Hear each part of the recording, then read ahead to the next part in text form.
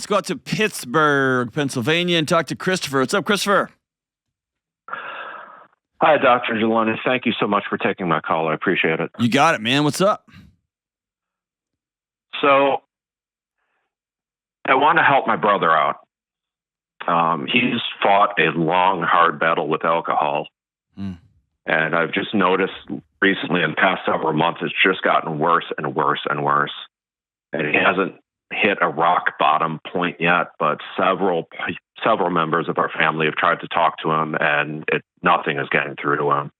And I hate seeing this happen to him, and I want to know how I can help him if I can. Yeah, man, he's lucky to have you as his brother, man. It's pretty amazing. Thank you. Do you live in the same community as him? We're 2 towns apart, but within about a 20, 30-minute drive. Okay, great. What have people tried to do? How has that conversation gone? I know my parents have talked to him. I don't know what the conversation was. Unfortunately, my side of the family is not open communicators. Okay. So I know they tried talking to him and tried convincing him, didn't get anywhere.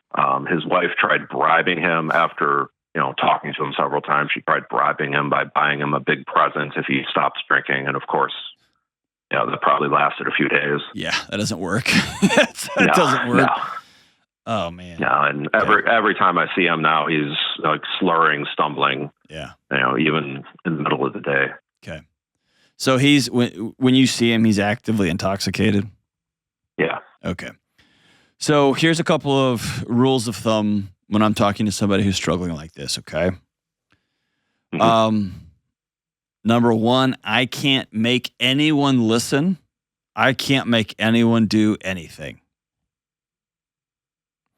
And therefore, I'm not personally responsible for what choices they make. Right. It's one of the scariest, hardest truths to internalize. Okay? Yep. Hang on one second. Kelly, have I talked on this show about my dad and the SWAT stuff and listening and falling? I don't believe so. Okay. Chris, I'm going to give you what is a very tragic truth, but one that is something I live by, okay? Mm-hmm. And it was taught to me by my dad. My dad was a SWAT hostage negotiator. And so one of his jobs, when somebody was way up on a building, on top of a building, they were going to jump, okay? He would go up the elevator, and let's say it's in a giant hotel. He'd go up in the elevator, and he would get out of the elevator by himself, and he would always take a knee, and he would pray. And then the question they would ask himself is, watch or listen? And the reason he would ask himself that is he was prepping for if this person decides to go ahead and jump despite his best efforts. And that simple question provides a little bit of psychological space that lets me operate without knowing that I'm not tethered to this person. Does that make sense? Yeah, put some psychological distance so you can have a more objective view. There you go.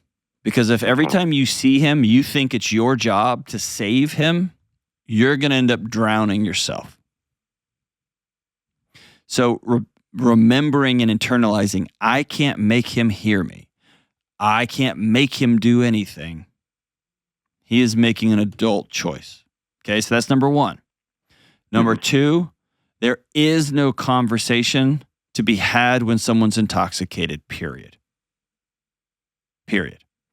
The first 20 years of my career I spent working with intoxicated college students. And I first would sit there in their rooms with the police officer, and we'd have these long, drawn-out conversations. By the time I'd been doing it for 5, 6, 7 years, I switched. I would, if they were safe, I'd tell them to go to bed. If they were not safe, they would go to the hospital. If they had broken the law, they'd be arrested. And I would always tell them, we will meet tomorrow at 11 a.m.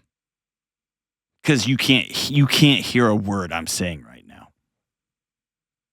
Right. So that's number two. Yeah. That's number two. You can tell y'all can have the most heartfelt, beautiful, souls connecting conversation. But if they're not sober, that conversation's not getting through. Yeah, short-term memory shot. Right? It's just everything, right? Yeah. So here's what you can do. Oh, here's the third thing. When somebody is this struggling this deeply with alcohol, I don't want to ask the question, why won't you quit drinking? I want to ask the question, what in the world happened in your life and is continuing to happen that this is the best way your body has figured out how to get through a day? Because that answer is where the solution lies. Okay? It humanizes a person in front of you as you're watching them just struggle, right? Mm-hmm. So here's what you can give him. You can give him an environment and a relationship where he is able to listen if he chooses to. So what does that look like? If this was my brother, I would do two things. I would write a short and very clear and simple letter that begins with, "Dear brother, I love you." And what I'm hoping is, in a moment when he wakes up and he's sober and his body feels like absolute run over by a truck hell, and before he reaches for a bottle, he's able to read, "Dear brother, I love you."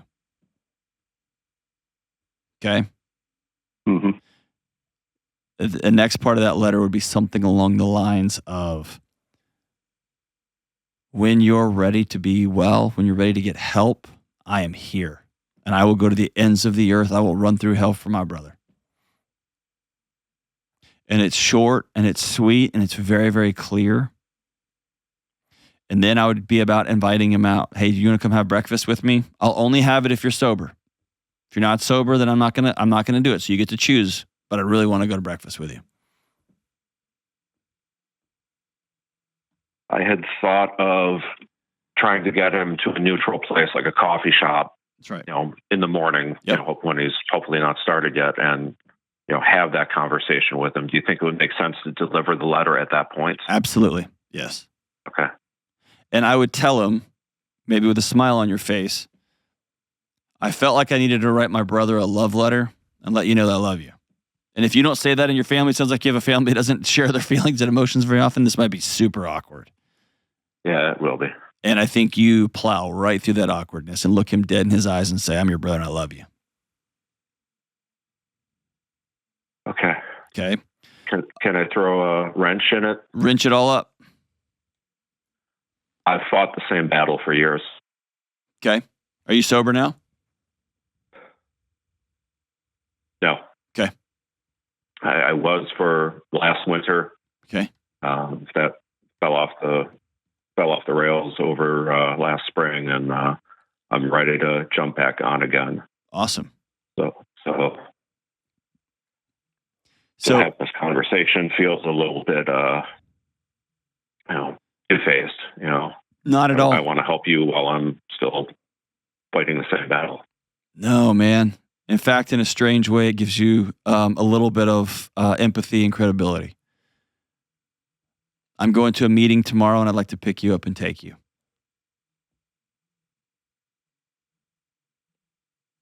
And you can look across the table because both of y'all went through it when y'all were little, didn't you?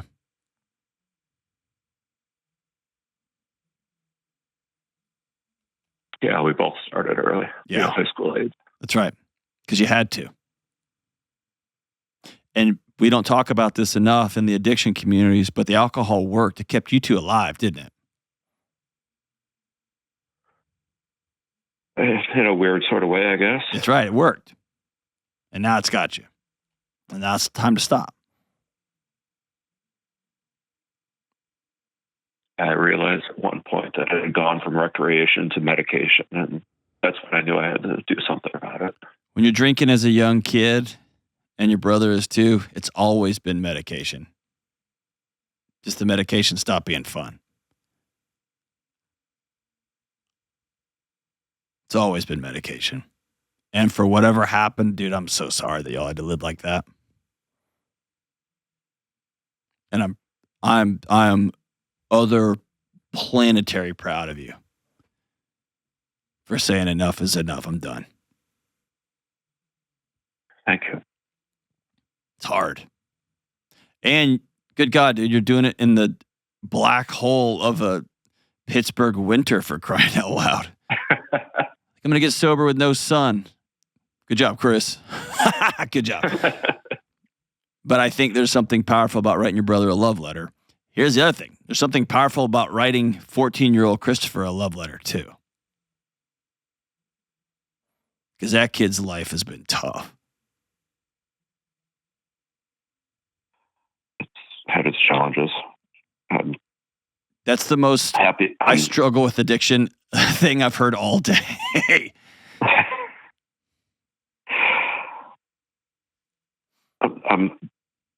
I'm happy that I've been blessed that I've never hit rock bottom and nothing serious has ever happened because of my drinking, but I know I've burned relationships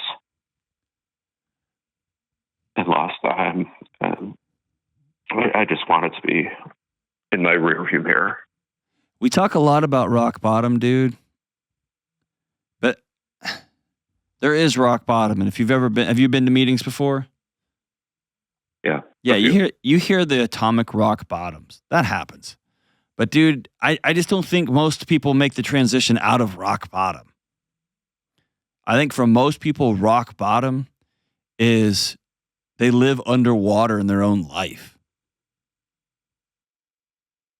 Their whole life is lived under a mattress. Like Fight Club, it's just a copy of a copy of a copy. Nothing tastes good. Nothing, sleep isn't good. Sex isn't good. Marriage isn't good. It just is. And you just deserve so much freaking more than that.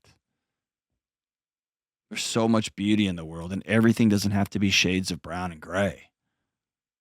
And so there is this big rock bottom. I'm glad you're not in jail. I'm glad you're not dead. I'm glad you didn't wreck a car or kill somebody, of course. But man, right. I'm equally heartbroken that you wake up every day and you look at your watch and you think 12 more hours I can climb back into this bed and call it. It's not quite that bad. I know. But the whole, every evening, crack the first one open, crack the second one open, and continue until, I end up finally falling asleep. It's just, that's right. I can't do it anymore. That's right. And I'm proud of you for this moment. I'm proud of you. Now you just got to make the next right step, as they say. But I think there's something powerful about telling your brother, hey, me too. And I love you, and I'm going to a meeting tomorrow because I have to be done. And that means I'm going to have to face my demons head on. And I'd love you to be sitting right shoulder to shoulder with me, facing them too. And if he won't go, just give him the letter and let him know that I'm there when he's ready. Whenever you're ready, I'm here. Yeah.